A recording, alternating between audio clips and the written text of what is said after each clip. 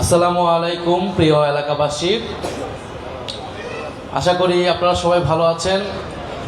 আপনাদেরকে প্রথমে আন্তরিক ধন্যবাদ এবং কৃতজ্ঞতা জানাই, আপনারা এত রাতে এই মতবিনিময় সভায় আসছেন এবং আপনারা গুরুত্বপূর্ণ মতামত এবং পরামর্শ রেখেছেন।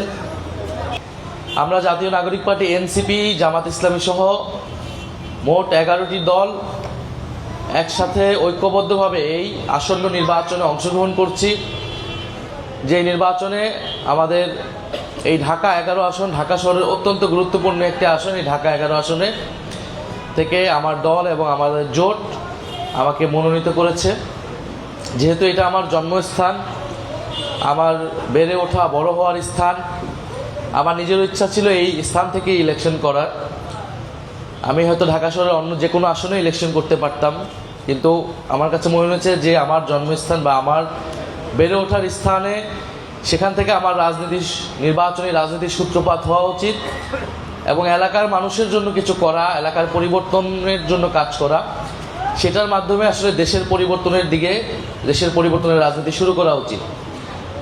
তো ঢাকা 11 আসনের আমরা বিভিন্ন জায়গায় যাচ্ছি, সব জায়গায় আমরা আলহামদুলিল্লাহ মানুষের অভূতপূর্ব সাড়া পাচ্ছি। আমাদের 11 দলীয় জোটের পক্ষে মানুষজন আসছে এবং আমরা যেটা বলেছি যে এই 11 দলীয় জোট বা এনসিপি পরিবর্তনের রাজনীতি করতে চায়।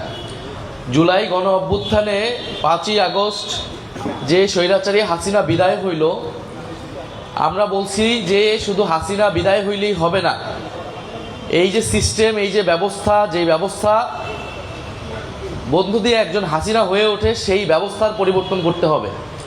তখনই দাবি উঠল সংস্কারে, রাষ্ট্র সংস্কার করতে হবে। কারণ আমরা চাই না এক হাসিনা গিয়ে নতুন কেউ আবার হাসিনার মতো হয়ে উঠুক। ফলে দেশের সংস্কারের জন্য, রাষ্ট্রের সংস্কারের জন্য আমরা 5ই আগস্টের পর থেকে কথা বলতেছি এবং সেই দাবি অনুযায়ী কিন্তু এখন এই সংসদ নির্বাচনের পরে সাথে গণভোট হবে। আপনারা শুনছেন গণভোটের কথা? এবার কিন্তু নির্বাচন দুইটা, আসলে একটা সংসদ নির্বাচন আর একটা গণভোট। আপনাদের প্রত্যেকের ভোট কয়টা থাকবে? দুইটা। প্রত্যেক ব্যক্তি 2টা করে ভোট দিতে পারবে। একটা আপনার পছন্দের মার্কায় আপনি ভোট দিবেন, যেটা সবসময় দিয়ে আসছেন, আরেকটা হ্যাঁ বা নাতে ভোট দিবেন। তাহলে হ্যাঁতে ভোট দিলে সংস্কারগুলো বাস্তবায়ন হবে, সংবিধান পরিবর্তন হবে, দেশে আমরা যেটা বলছি গণতন্ত্র, কথা বলার অধিকার, সেটা নিশ্চিত হবে। তাই ইনশাল্লাহ আমরা গণভোটে কিসে ভোট দিব? আমরা গণভোটে সবাই হাতে ভোট দিব।